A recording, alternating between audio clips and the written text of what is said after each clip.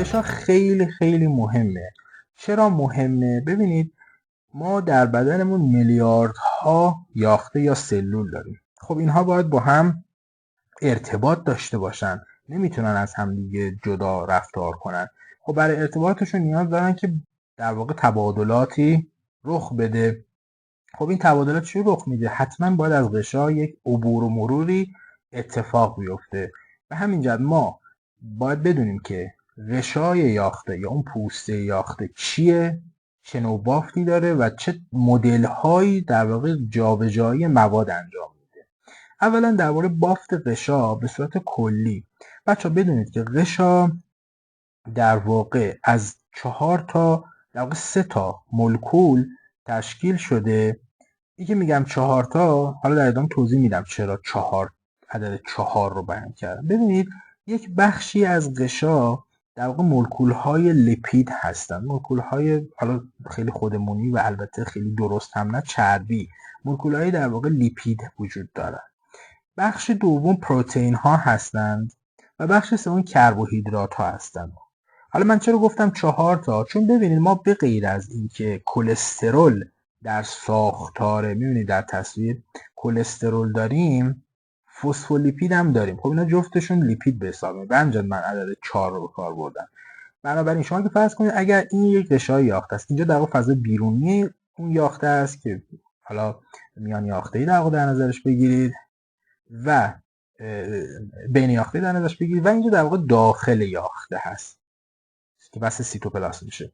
نگاه کنید اینجا ما پروتئین داریم، ببینید پروتئین داریم، در واقع لیپیدها رو هم داریم و کربوهیدرات رو هم داریم. هر کدوم از اینا کار مشخصی انجام میدن. اما اینا بدونید که قسمت در واقع لیپیدی ما و مشخصا فسفولیپیدهای ما بیشتر در واقع وجود دارن در دو سو هستن. قسمت در کلسترول هم در دو سو هست، میبینید در دو سو هست، منتها تعدادش نسبت به فسفولیپید کمتره. این که ما در یه ویدیو دیگه گفته بودیم که فسفولیپیدها فوق العاده مهم هستند و غشای یاخته تشکیل میدن، یکی از اجزای تشکیل دهنده غشای یاخته هستن، به این جهت هست. خب بچه اگه به شکل توجه کنید هر کدوم از در واقع این مولکول‌های زیستی نسبت مختلفی دارن، یعنی به یک اندازه در غشای یاخته وجود ندارن. از اون مهمتر کاری که انجام میدن هم مختلف و متفاوت هست. بیایم در واقع به روش‌های عبور. بچه این سعی کنید، خیلی خیلی خیلی مهمه که شما یاد بگیرید این اصطلاحات رو، چون اگر این بحث عبور مواد رو یاد نگیرید همه جای در واقع زیست با مشکل مواجه میشید. بسیار مهمه. خیلی ساده بگم یعنی چی عبور مواد. یه بار دیگه نگاه کنید، یاخته ها با هم حتما ارتباط باید داشته باشن، چون ما بدنمون پر یاخته ای هستیم دیگه، ما یک سلول که نیستیم، ما میلیاردها سلول هستیم. خب اینا باید با هم ارتباط داشته باشن. راههایی که در واقع مواد از یک یاخته بره بیرون یا بیاد داخل، هر دوتاش دیگه، بره بیرون یا بیاد داخل، اینجا برای ما در واقع 3-4 مدل راه رو توضیح داده. شما باید با این اصطلاح انقدری باید این مسئله و مطلب رو یاد بگیرید که به محضی که ما در بحث‌های مختلف مثلا به یک باره میگیم اینجا انتقال فعال رخ داده، اینجا انتشار رخ داده، باید سریع بدونید منظور چیه. خب من از اولی شروع میکنم. بچه انتشار ساده که عمدتاً به صورت انتشار در واقع معروف هست، یعنی خیلی نمیگیم انتشار ساده، تا اونجایی که من تو ذهنم هست عمدتاً از کلمه انتشار استفاده میشه، خیلی از لفظ انتشار ساده استفاده نمیشه. چرا در واقع ساده نمیگم؟ چون به هر حال نگاه کنید ما یک انتشار تسهیل شده هم داریم که با فرق میکنه. بچه‌ها قبل از اینکه انتشار رو اصلا توضیح بدیم شما باید با یک اصطلاح فوق العاده مهم به نام شیب غلظت در واقع آشنا بشید. من بذارید توی مثال به شما یاد بدم. نگاه کنید، فرض کنید شما یک سبد دارید، سبد آ، و یک سبد دارید، سبد B. خب درون سبد آ شما مثلا 3 تا سیب دارید و درون سبد B شما 1 سیب دارید. شیب غلظت میگه چی؟ شیب غلظت میگه از اون یاخته یا از اون سبدی که حالا اینجا تو مثال ما، از اون سبدی که اینجا میشه از اون سبدی که در واقع سیب بیشتری هست بره در اون سبدی که سیب کمتری هست. تا کی؟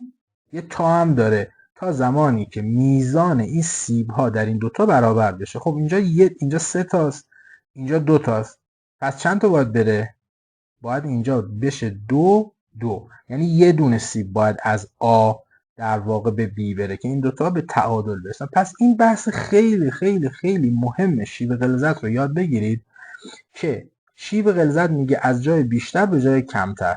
حالا ما در ادامه میرسیم که مثلا انتقال فعال، میبینید اینجا ما یک در واقع انتقال فعال داریم. مثلا انتقال فعال یکی از ویژگی‌هاش اینه که برعکس عمل میکنه، یعنی از جایی که شیب کمتر هست به جایی که بیشتر هست در واقع انتقال پیدا میکنه به صورت کلی. پس شیب غلظت یعنی از جایی که بیشتر، از محیطی که بیشتر هست به محیطی که کمتره. خب نگاه کنید انتشار ساده چی میگه؟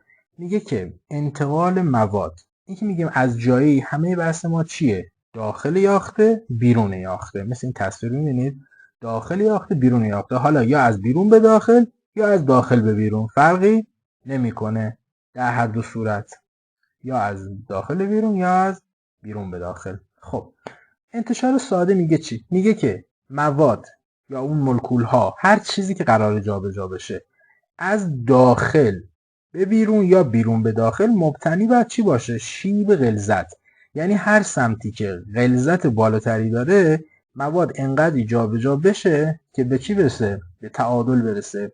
الان توی تصویری که کتاب بهتون داده نگاه کنید، بیرون یاخته، اینجا بیرون یاخته است. خب می‌بینید نوشته بیرون یاخته. از بیرون یاخته اینجا محور زمان، یعنی از این ور این تصویر رو باید اول اینو ببینید، بعد اینو ببینید، بعد این. اول نگاه کنید بیرون یاخته خیلی زیاده این مولکول، آروم آروم میاد داخل یاخته، میاد داخل تا اینجا که در واقع چی میشه؟ برابر میشه. خب این یه نکته توی انتشار ساده یا انتشار. نکته دومی که ببینید، خب هر فعالیتی ممکنه شما بگید نیازمند یک انرژیه. ما میگیم در انتشار یا انتشار ساده اصطلاحاً نیاز به انرژی نیست. انرژی از کجا تامین میشه؟ کتابم گفته انرژی جنبشی که مولکول ها خودشون بین خودشون برقرار میکنن انرژی تامین میشه. نیاز به انرژی خاصی نداریم. چند تا مثالش هم گفته که مثالا باید حتما بلد باشید. اکسیژن و کربن دی اکسید معمولا به این شکل در واقع جابجا میشن. روش بعدی در واقع جابجایی مواد انتشار تسهیل شده است. انتشار تسهیل شده چیه بچه؟ دقیقاً همونه، فقط یه نکته خاص داره. توی انتشار ساده مواد خیلی، مولکولایی که جابجا می‌خواستن بشن خیلی درشت نبودن، کوچیک بودن و همینجا راحت جابجا می‌شدن. اما یه وقتایی هست که موادی که میخوان جابجا بشن یه کمی بزرگن و همینجا راحت جابجا نمیشن. مثلا گلوکوز و عمدتاً آمینو اسیدها یک کمی بزرگن، خیلی کوچیک نیستن. اینجا پروتئین هایی که در غشا حضور دارن میان کمک میکنن. اینجا پروتئین ها میان کمک میکنن و دقیقاً عین همون شیب غلظت میاد در واقع بر اساس شیب غلظت انجام میشه. این پروتئین میگید کجاست؟ نگاه کنید توی تصویر کتاب داره، میبینید پروتئین ها شکل شکاف طور هم داره. بچه‌ها یه نکته بهتون بگم، پروتئین ها خیلی کاربرد دارن توی بدن. توی توضیح مولکولای زیستی گفتم که پروتئین ها کاربردهای فراوان دارن، اما شاید بشه گفت مهمترینش که بچه تو ذهنتون حتما اینو داشته باشید، فراوان بهش نیاز دارید، اینه که پروتئین ها عمدتاً در انتقال و جابجایی مواد نقش دارن. مثل اسنپ عمل میکنه، هر جایی که نیاز داری یه چیزی جابجا بشه این میگه بیا بپر بالا سوار شو بریم. پروتئین اینجوریه.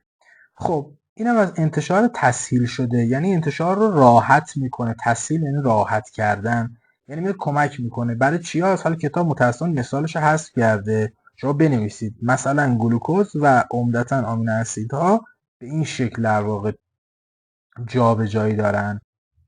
توی گذرندگی یا اسموز، خب که بعداً مشخصاً توی فصلهای فکر میکنم فصل 5 باشه، اونجا تنظیم اسموزی داریم بهش اشاره میکنم. نگاه کنید در دو طرف در واقع غشای ما، خب یک محلول آبی رو شما مثلا در نظر بگیرید که حالا توی محلول آب H2O یه مولکولای دیگه هم هست، مثلا حالا شما یا شکر ریختید یا نمک ریختید، حالا هر چی که هست. اگر فقط آب جابجا بشه، یعنی نه اینکه اون محلول شکر یا نمک بخواد جابجا بشه ها، فقط آب جابجا بشه، خب یعنی غشای شما فقط تراواییش اصطلاحاً نسبت به آب نفوذپذیری داره. نفوذپذیری انتخابی یا تراوایی نسبی غشا نسبت به آب هست، یعنی فقط مولکول آب بتونه جابجا بشه، بهش میگن در واقع اسموز. خب بچه نکته مهم اینه که ما یه چیز داریم تحت عنوان فشار اسموزی محلول. فشار اسموزی محلول چیه؟ میگه نگاه کنید کی دقیقاً این اسموز متوقف میشه. این جابجایی آب هستا که میگیم از غشا عبور میکنه، میگه کی متوقف میشه؟ میگه یه عاملی داره، اون عامل فشار اسموزی محلول اسمشه. یعنی چی؟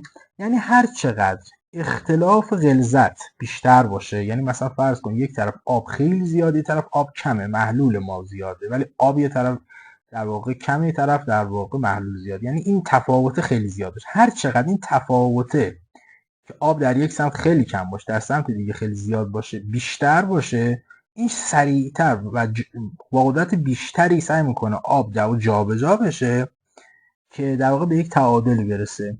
به این فشار میگن فشار اسموزی محلول. بالا یه سوالی پیش میاد، میگیم که خب این میزان آبی که ممکنه بیاد تو یاخته آیا برای بدنمون ضرر نداره؟ به قول کتاب آیا موجب ترکیدن سلول نمیشه؟ میگیم نه. چرا نمیشه؟ چون که نگاه کنید آب از یه حدی بیشتر وارد سلول نمیتونه بشه و عملا سلول از خطر انفجار یا منفجر شدن در واقع در امان خواهد بود. خب بچه روش بعدی انتقال فعال هست. انتقال فعال چیه؟